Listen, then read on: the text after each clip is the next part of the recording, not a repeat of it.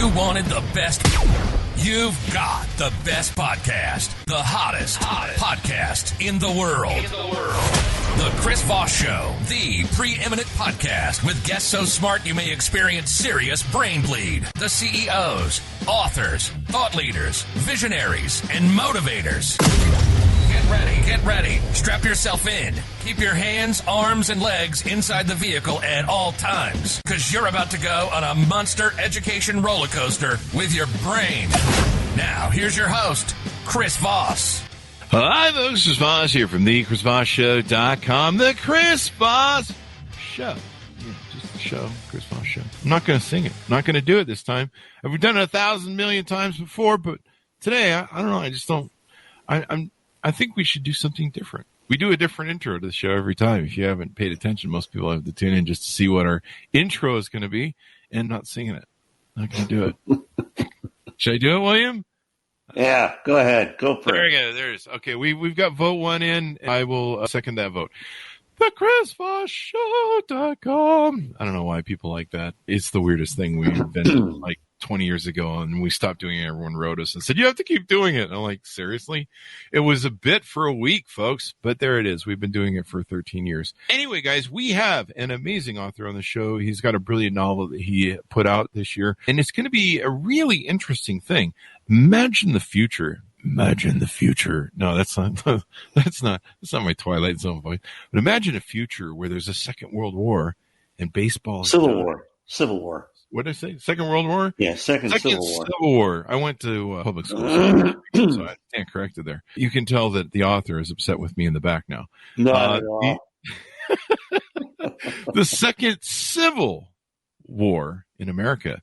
And baseball has died. And he writes this beautiful book about hope, destiny, the resurrection of baseball. And in fact, the book is entitled The Death and Resurrection of Baseball, Echoes from a Distant Past, April 26, 2022. William R. Douglas came out with the book. You can find it wherever bookstores are sold. We're going to be talking to him today as we've been, of course, having him butt into the show to correct us as well. But in the meantime, go to youtube.com/Chris Voss. Subscribe to the show. The family that loves you but doesn't judge you. Tell all your friends and family. Sit down with them over Thanksgiving dinner coming up soon and say, I want everyone to sign up for the Chris Voss Show or else no one's getting turkey. No, I'm just kidding. Don't do that. Go to goodreads.com/Chris Voss. Our big LinkedIn groups and LinkedIn stuff and all that stuff we do over on LinkedIn. We love that LinkedIn thing. Anyway, today, our amazing author that we have on deck is William R. Douglas. He is a first-time novelist. After obtaining a journalism degree in 1980, his career took a turn down the road of information technology. In the IT field, he was able to enjoy writing, no matter if it was technical documentation, newsletters, or other material. He lives in the small town of McHenry, Illinois, with his wife, Lori, and cat, Peaches. And we'll probably find out more about Peaches later. They enjoy spending time with 6 kids and 8 grandkids and are very active in their local church. Welcome to the show. William, how are you? I am outstanding, and I'm really happy to be on your show. Thank you for the opportunity, Chris. There you go. And we're happy to have you as well. Yeah. And give us your .coms, wherever you want people to find out more about you on the interwebages. Sure. My author website is author WilliamRDouglas.com. There you go. There you go. Pretty simple. And this is your first book? Believe it or not, yeah, it's my first novel. Can you believe it? There you go. Hopefully it won't be your last and you'll write some more. I don't intend it to be my last, so. There you go. So you've written the new book, The Death and Resurrection of Baseball, Echoes from a Distant Past. Did NFL kill football or baseball? What happens in this book? Do the Raiders finally win something after 100 years? It's set in 2166, so I imagine my Raiders have at least won another football game. Yeah, anyway, and hopefully the Bears too. But, there you go. Yeah. Them and the Browns and everybody else who's left out of the party. So all jokes aside, let's get to your book. What motivated you on to write this book? You know, back in like 2014, 2015, I had a thought to write a novel. It was a bucket list item. Hey, write a novel. There you go. I've been told since, high school days that I had a gift for writing, really enjoy writing. And so the storyline for this idea actually started to germinate right around 2014, 2015. And the first, there are several ingredients that went into the storyline. The first one was an article I read several years ago about games that kids used to play before the Civil War of the 1860s. And now these games are extinct, and there's no knowledge of them. They're just lost to history. And then I read David Aikman's book back in the 90s, When the Almond Tree Blossoms. That was a very sobering book about a second Civil War in America. That basically it's along ideological lines, conservative versus liberal. That next year? That had an impact on me. Is that happening next year? That seems like it might happen next year. I don't know. Oh, God, I hope not. So, I read William Fortune's novel, 1 Second After, which is about an EMP attack on America that puts us, he coined the phrase horse and buggy mode. Oh. And I get into that in my novel. But anyway, I'm going to have a little hard time doing a podcast from. Yeah, a very hard time. Yeah, we'll just have to go door to door with the podcast. Door to door, sign language and everything. Yeah. So. But then, just loved the game of baseball since growing up in the 60s. I coached my son all through his Little League experience and in the late 90s and into the early and mid 2000s up to about like 2004 or so. And one thing I noticed is that at the youth level, there's signs of trouble as far as the popularity of baseball. Now, I'm not saying that baseball is going to die tomorrow, next week, next month, next year. But I just see some signs of trouble. And there's several things. Number one, growing up in the 60s, we learned to play ball playing what we call sandlot ball. Yeah, we found a vacant lot. Our buddies got together. We played ball without any adult supervision at all. Yeah. And we played it. If it wasn't every day, it was darn near every day. And it was that constant repetition over and over of throwing, catching, hitting, where you honed your skills. And of course, we got involved in Little League as well. And when I first got involved coaching Little League with my son, our local Little League had something like, 60 teams in it or something. It was some crazy number. And now they're lucky if they can get 12. Jeez. And you hear that from other venues as well, that the in-town Little Leagues are starting to struggle to get kids to sign up. Travel ball has gotten very popular. A lot of parents want to put their kids in travel ball because they do that kind of repetitive practicing every day and honing their skills. But the problem with travel ball is that you have to try out for it. And guess what happens? A lot of times you don't make the cut. I mean, they're only going to pick 12 or 15 kids for a travel ball team, and then that's it. So, and then you have all these other factors that are competing with baseball. You have soccer that continues to grow in popularity. Video games and in recent times, lacrosse is getting very popular with the kids. Yeah, so is pickleball too. Let's face it. Of course, the kids love their screen time. They love to play games on their phone, their iPad, whatever. And a lot of kids would rather play baseball on a screen than to play it in person. Yeah. That's very true. I think video games have been the biggest detriment to baseball and other games. That and athletics being taken out of so many schools now. Yeah. I miss the old days of the PE teacher yelling at you like the sergeant from Full Metal Jacket. I miss those days with his 70s shorts and stuff. And yeah. So you have a smaller number of kids getting involved in baseball. Well, guess what happens? They grow up. And now they're adults, and they're not fans of the game. So that's one red flag I see. And then on the adult level, you have adults that have been turned off by the game because of various reasons. They're mad about the amount of money they make. They don't want to spend $100 for two people to go to a game. It's hard to watch the games now. I mean, when I grew up, WGN, which is a super station here in Chicago, you could tune in and watch just about any Cubs game you wanted over the air for free.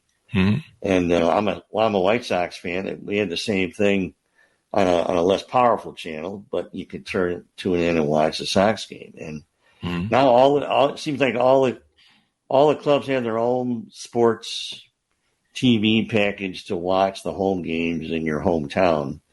And some people just don't want to pay. It's a matter of principle. They don't want to pay for it. So you take all these ingredients together, and I think down the road, you could say, well, what if you follow this line 40 years from now, what could happen? And that's what I do in my book. 40 years from now, baseball is on its last breath. There's been a 3-year strike at the professional level. Mm-hmm. The kids would much rather do these other things than play ball. And then the Civil War comes in the year 2061. That's the proverbial nail in the coffin. There you go. I'm going to put that in. When does it start? I'm going to put that into my Google Calendar site. April 12, 2061. I did that. I'm a history buff. The American Civil War of the 1860s started on April 12, 18. So are we technically refighting that war?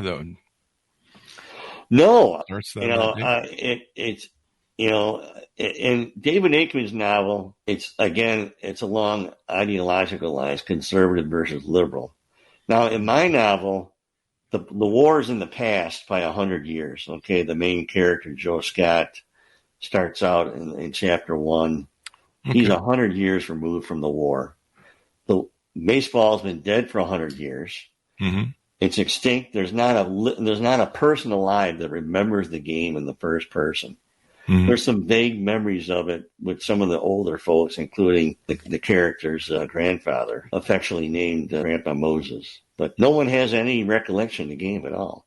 Wow! And so, and that's part of the fun of the storyline is how Joe gets involved in accidentally finding a relic that's a tie back to before the war into the game of baseball, mm-hmm. and a sequence of events unfolds where he becomes the focal point at trying to bring the game back and restoring it to the culture of a rebuilt America. There's a line that I'm trying to remember the movie it's from, but it's a famous comedian's movie. I think it's the one where they go. He talks about how most people in an early age grew up with their fathers taking to the baseball game back in the days when fathers were in homes or more prevalent in homes, I should say. And the relationship he had with his father was going to the baseball game. And well, they couldn't talk about a lot of stuff, and there was a lot of tension between him and his father. I don't remember the movie I'm thinking of, but it was the one. I think it was the movie where the three comedian dudes they go on a trip to be rodeo dudes to run a herd. I don't know if that's ringing a bell at all, but he talks about that, and it really touched on me that a lot of people from his generation, And so is that basically the same sort of experience that this young man has? He finds a relic. And you talk about how this is a story of hope, and how does that play out? Or obviously you can't tell us everything because it's a novel, but give us some teasers as to how that plays out. So I mean, it's at the very beginning of the story, so I don't mind sharing a little nugget here, but he goes exploring in the woods that for all his life and anybody's life that's alive has been a no man's land because it was a site of famous battle in the Second Civil War. In fact, it's kind of an equal to the Battle of Gettysburg in the First Civil War. Mm-hmm. And this area is a no man's land, and he goes exploring there, and he finds an old rusty sign on a vine-covered fence, and the sign, barely legible, has the words "No Pepper." And of course, if you're a baseball fan, you know that the words "No Pepper" have a significant meaning because pepper was a game of a warm-up, hand-eye coordination type exercise that major leaguers used to employ all the time. It's kind of fallen out of favor now. I don't know if they use it all that much anymore, but it was very popular back in the golden era of baseball. So he finds his sign. He brings it home. His father gets involved, helping to try and resolve, what does the sign mean? Because nobody has any idea what it means. Then eventually his grandfather comes in the picture as well. So as the story unfolds, the hope aspect comes into several things that are in the storyline where kind of a reset has happened in America. Things are really kind of disjointed right now. Mm-hmm. The one thing that's obvious in the novel is that there's been a reset in the area of family dynamics and family dialogue. And one big thing I put in the novel is the restoration of what we all remember as the family meal, where it becomes a routine every night to gather around dinner table and have supper and share in each other's days, triumphs and tragedies, and how important that has been in the past. I think still is for some families, and could be again for many more. Yeah. Yeah. And is there a societal struggle that has come from the Civil War that maybe, the rediscovery of baseball helps maybe bring everyone back together? Yes.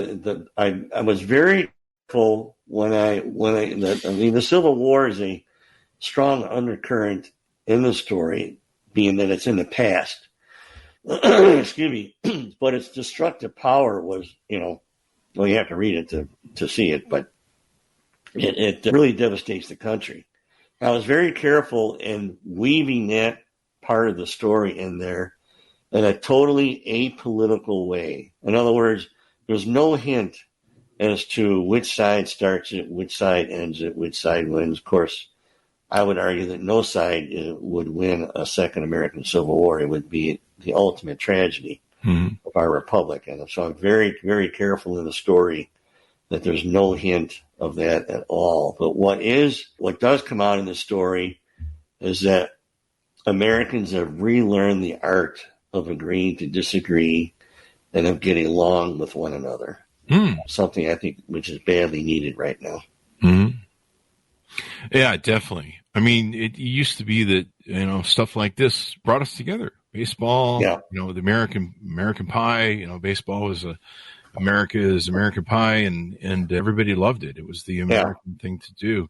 Sure. And now we're polarized into, all sorts of different positions of what we do. And we don't see what connects us. It seems, I don't want to throw out everybody in the same boat, but it seems that I don't understand what connects us as opposed, and baseball used to be one of those things, baseball. Sure. As baseball in every way, baseball is a metaphor, I think, for America, That's an interesting perspective. Let's talk more about that. Cause I think I agree. So I grew up in the era where baseball was still a big thing. I was a Dodgers fan. Tommy Lasorda, I think, should be president someday. Wait, didn't he pass away? But I grew up with, I can't remember the Oakland A's batter that was so amazing. And, Steve Garvey. Steve Garvey.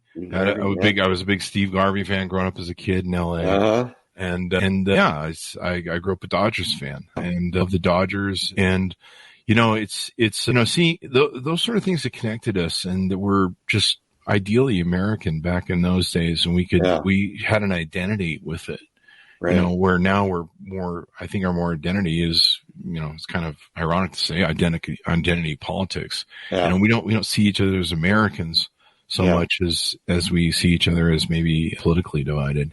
Yeah. But it's probably time for, something like what you talk about to return to some of those core values of something that connects us. Sure. And that, the sport of men, if you will. Yeah. Absolutely.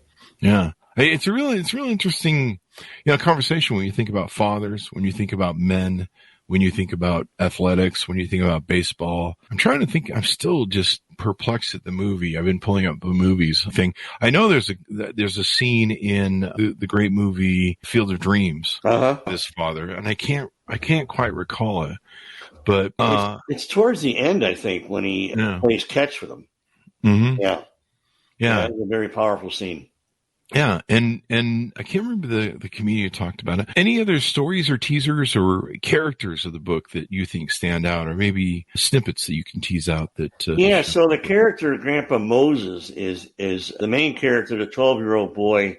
His name's Joe Scott, and his grandfather is affectionately called Grandpa Moses. That's his maternal grandfather, and he's in his 80s, but he's still got his wits about him and wants to go down with his boots on. And very active, and was a former congressman, and was term limited out. I put term limits in this story, but he's a very, very lovable character and has a huge influence on his grandkids. And there's a couple of times when he sits down with Joe Scott and his, I guess you call it a grandfatherly talk. Mm-hmm. And he's part of what I call in my book, the Crucible generation. And I coined that term because after the Civil War ends, the country is in such a shambles. It's in horse and buggy mode. And a main goal is just to survive. And he's a child of that post-war generation when they were trying to get going again and rebuild things. And he's a survivor. And that generation is held in very high esteem, much like our times. We still hold the greatest generation in high esteem. Well, in the novel, the Crucible generation, very highly regarded because of what they went through after the war and just trying to survive, and then experiencing, the different levels of rebuilding in the country that finally brought it back to where it was before the war's outset. And I would imagine the storyline entails resurrecting baseball and having that something that brings us all together again. Maybe a return to... Yeah, absolutely. So after the war, sure. After the war, I mean, obviously there's parts of American culture that have disappeared. As I said earlier at the opening of the segment, that when the war begins, it's kind of like the proverbial nail in the coffin for the sport of baseball. And so America's come back. At the beginning of the novel, we're back to where we were before the war started. So we've got self-driving cars, we've got domesticated robots, and some other things. But there's parts of our culture that are missing, and we just don't know because it's been lost to history. And one of the things that happens in the war is that a computer virus comes and wipes out all data on all systems around the world. Nice. So that has an incredibly chilling effect. And so it takes a long time to recover all this data because they have to go back and get printed material. They're using books from the Library of Congress, and they're trying to get all this stuff restored. And so when he discovers this relic, they find out its connection to this extinct game called baseball. It really sets off a chain of events that first starts getting his little neighborhood excited, and then the town, and then pretty soon it starts to snowball from there. Wow. So, it sounds like a great way to resurrect, a country that's fallen off of its mantle and gone awry. Yeah. I grew up in the baseball era, and I know that they've struggled recently with, trying to speed up the game and do different things. They've got the graphic now where you can see the box. Right. That was one thing that did always used to bug me about baseball was, where was that exactly in the box, and did that judge make the right call? You're like, I don't know, he might be getting paid off. Paid off. But, I remember when I was growing up, the box was the armpits to the knees. Yeah. And at one point, it was like some of the guys were calling it, from the waist until like mid chest, and it's like, man, that's a pretty small strike zone. Sometimes you you see some wild balls, and you're like, it's not a strike, that's a ball. You get right. all that, and I do agree they need to speed up some of the pitching and stuff. Sometimes there's a little bit, but that's part of the game is psyching out the pitcher and the thing. Yeah, I think a lot of people grew up with the American pie of it. I know. What do you think about what's been going on recently with the Aaron Judge thing? Having somebody who's it's interesting you brought that up because I was talking about that just the other night. Of course, we had what we call the steroid era in baseball. Yeah. And then Aaron Judge hits his 60-second home run. Yeah. And the son of Roger Maris says, or declares him the quote, the clean home run king. Wow. That's pretty powerful. I think it is because it's a testament to a man on his own. I go to the gym, I lift weights. I don't juice. I don't want to get involved with steroids. There's a cheat that's there. I mean, are those guys exemplary athletes? Maybe so. Yeah. But there's an edge, and having somebody do it clean, I think just speaks to the quality of the sport, the quality of the athlete. Sure. Yeah. That's what true athletism is. Because, I do some of my, I mean, I probably can't say anything. I do some of my best podcasts jacked up on high-end caffeinated coffee. But, a double latte, eh? Double latte. It's kind of a quadruple one, actually. But, I mean, to me, that's the respect of the sport, the power of the man in the arena without any aid other than, there it is. So I think it's great. And I think it's probably going to be good for the game of baseball. I still love the game to this day. I went to a Dodgers game several years ago. Like I say, Tommy Lasorda is a god in my mind. I'll always be a Dodgers fan. Growing up in LA, I'm a Raiders fan, a Dodgers fan till the very end. Fortunately, the Dodgers win more games than the Raiders do. So there's that. Maybe you should do one on the resurrection of the Raiders in 100 years. They might win a Super Bowl or two. Your Dodgers beat my White Sox in Game 6 of the 1959 World Series. I was about 4 months old at that time. So was that like when Tom Brady stole the Super Bowl from us with the tuck rule bullshit in 94 or 95? No comment. I'm still sore about that. I'll give you Tom Brady is the GOAT, but I still want that Super Bowl back. That one's got to come off the list. Yeah. So I might take a picture with Tom Brady if I see him, or I might, tell him I don't like him because of that. Yeah. It's a hard call. But the movie that I was thinking of was the movie City Slicker with Billy Crystal. Yes. That was that was hilarious. I love that movie. Great movie. And I believe there's a scene that he talks about it, and I've seen him talk about it in real life. Was it with Billy Crystal? Billy Crystal, yeah. The scene with him? Yeah. Yeah, it's a real story about how, him and his father couldn't talk, but the one thing they could always do was they grew up sitting down watching the baseball game. Right. And like you mentioned earlier, it is harder on families to go to the baseball game. Evidently, some of the new stadiums they built, people are priced out of them. I mean, the NFL has done the same thing. I mean, you can't do that thing where you and your dad could go to the baseball game and, now fathers are thrown out of the homes en masse, and so many of them single parent homes are like huge.